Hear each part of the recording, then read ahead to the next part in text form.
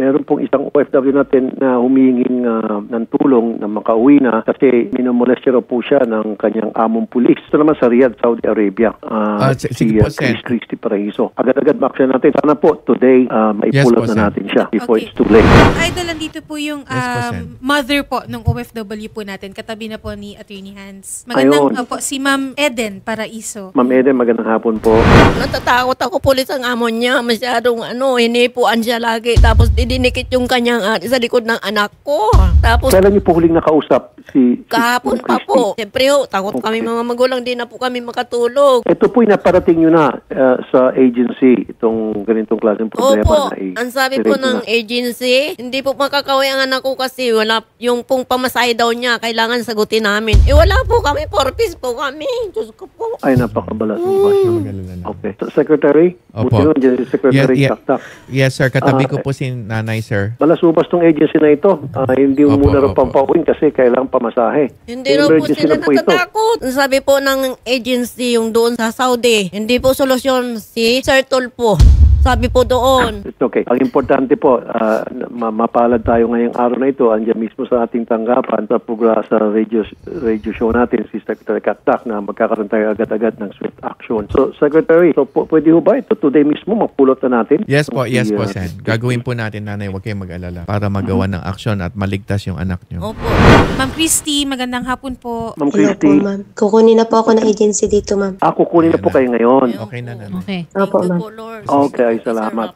Ano po yan yung sa counterpart? Ano po, Ma'am Christy? Opo. Anong oras na po kayo kukunin? Sabi ngayon daw po. Hindi sinabi anong oras. Okay, pero meron po assurance na kayo kukunin. But anyway, Secretary, baka pwede pakimonitor kasi kung minsan itong mga agency, mga sinungaling to magsasabing kukunin tapos hindi pala kukunin. Opo nga po. Sabi nung isa, yatid na pa tapos di man ninatid. Kukunin na po ako ngayon. Dadalhin daw po ako sa polo. Sino pong nakausap niyo, Ma'am Christy? Agency po dito, sir. Kilala niyo po yung kausap niyo? Opo, sir. Si Mr. Edelberto Orcega Jr., yung welfare officer po ng Anglo-European Services Inc. Okay, Mr. Edelberto, magandang hapon po, sir. Hello po, magandang hapon ba yun? Yung ibinalita niyo kay Miss Christy, nasusunod na siya ngayong araw mismo? Sir, ang kausap po ni worker, sir, si FRA po. So, pin-ordinate ko na po yan, sir, kahapon pa po. So, kanina po, agad-agad, nag-follow po ako regarding po doon sa kay worker. Okay. Nakamonitor naman po kami dito, sir. Agad-agad magme-message din po kami sa inyo or sa OWA regarding po doon sa update kung nakuha na po agad si worker at maidala na po doon sa FRA namin sa accommodation po, sir. Hindi nga po, Sir Edelberto Yes po. walang sinabing oras basta parang susunod niya yung araw na ito. Hindi ngayon, sinabi sir, kung anong oras, mamayang tanghali ba o mamayang gabi o mamayang gabi, etc. Sa ngayon, magpapalo po. Kausap po yung FRA namin, sir, bago po tumawag si ma'am. Malayo ka ba sa kinaroonan? Alamin ko muna po. Opo, nandun po siya sa employer niya. So, itatanong ko na lang, sir, kung anong oras po masusundo. So, natigil po yung pagkaroon namin ng conversation, gawa po natawag si ma'am po ngayon. Okay. Ganito pong gagawin niyo, Sir Edelberto. I want this done today. Sana po. Yes po. Agad-agad, sir. Agad-agad po. Agad-agad. Kung pwede, magsama kayo siguro ng Saudi police. Tama ba, Secretary? Kasi sometimes, ang ginagawa, bago pakawalan tong worker, kaplantahan ng mga kung ano ng mga gamit sa bag, tapos palalabasin nagnakaw, nagkaroon pa ng kaso ng oras para mabaliktad, para hindi na makapagdemanda itong ating OFW. Yun yung pinaplantahan ng mga kung ano ng ebidensya. Yun nga po. Yes, tama kayo, Sen. Mas gusto pa nga ho ng Saudi police na nandun sila kasi gusto rin nila na hindi nag-iisa lamang yung Philippine government representative doon. Dapat may Saudi police to represent the Saudi government also. So dapat po yung otoridad natin at nandun yung Saudi police din na para masiguro na patas po yung naging pag-exit ng ating OFW. Pero di ba may nangyaring ganun, Secretary, na pinaplantahan yung ating mga OFW na gusto na umalis ng mga kung ano ng mga ebidensya, mga pera or bagay-bagay sa bag. Yung mabaliktad. Sa halip na sila magdemanda, sila pang nadidemanda na ni oras. Yung pinaka-common dyan, Sen, yung bubueltahan ng theft, di ba ho? Kasi yung employer may binayaran dun sa agency, let's say 10,000 reals, ganyan. Yung gagawin, aakusahan yung OFW natin na nagnakaw ng ganung halaga. Nagkataon na magkapareho yung halaga nung binayad. Pero hindi aaminin ng employer po yun na tama kayo, Sen, na idadawit sa isang kaso na katulad ng theft, sabihin nawawala yung alahas o ano. Kaya tama po kayo, mahalaga yung may presensya ng Philippine government at mas matibay pa kung nandyan din, bukod sa Philippine government, ang Saudi government. Ayun, patas naman po yung yung Saudi government pagdating sa mga ganitong klaseng. Yes, Sen. Patas naman po sila at yun nga, sabi ko nga kanina, Sen, mas gusto pa nilang nandun sila. Kasi yung police action na tinatawag, sa tingin nila, trabaho nila yon. So, dapat lang na nandun sila aside from the presence of our government. So, Ma'am Christy, sa araw po na ito, ngayon po mismong araw na ito, bago magdilim dyan, sinisiguro ko po namin sa inyo, yan po sa studio si Secretary Kakda, kayo po'y masusundo, safe na po kayo today. So, hindi na po yan maging bukas. Ginagaranti po namin sa inyo. Okay.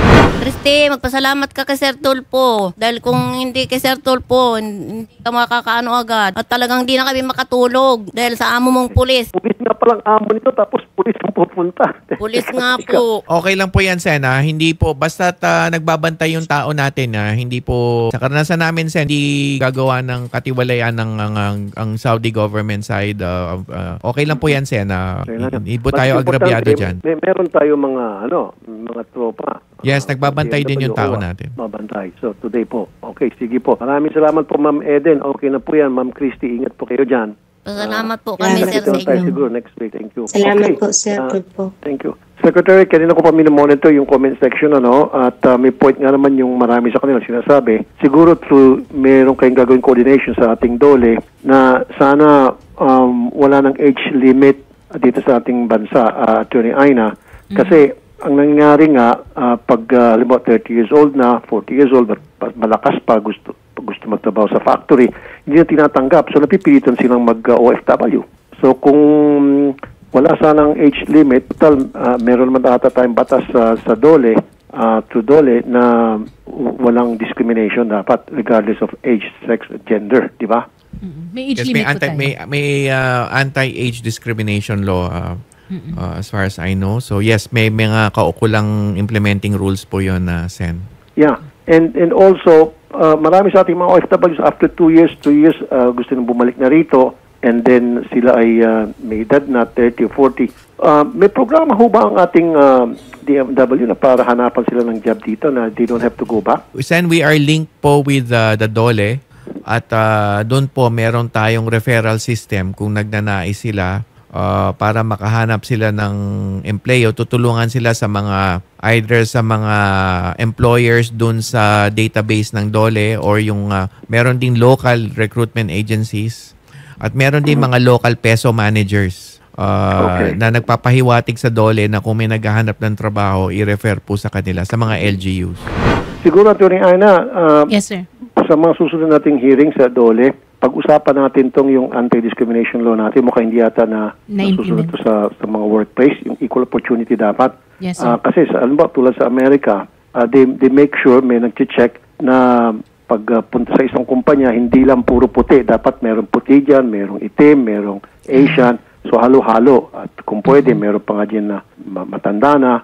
So pinapakita lamang na wala talagang discrimination. Sa atin ata, makikita mo puro bata, o puro lalaki, o puro malalakas lang, etc. etc. Dapat talagang masusunod to the letter yung tinatawag nating equal opportunity. Diba, yes, sir. Just yes, remind sir. me when I get back Will there. do, sir. Sige po. With that, ako po yung nagpapasalamat sa inyo, Secretary Hans Kakdak, sa pagpunta sa studio at pag-aksyon sa mga problema at itong mga napag-usapan natin. I look forward na maging mabilisan yung action. Thank you so much, Secretary Kakdak, sir. Maraming salamat po, Sen, at mabuhay po kayo at God bless po. Blessed New Year.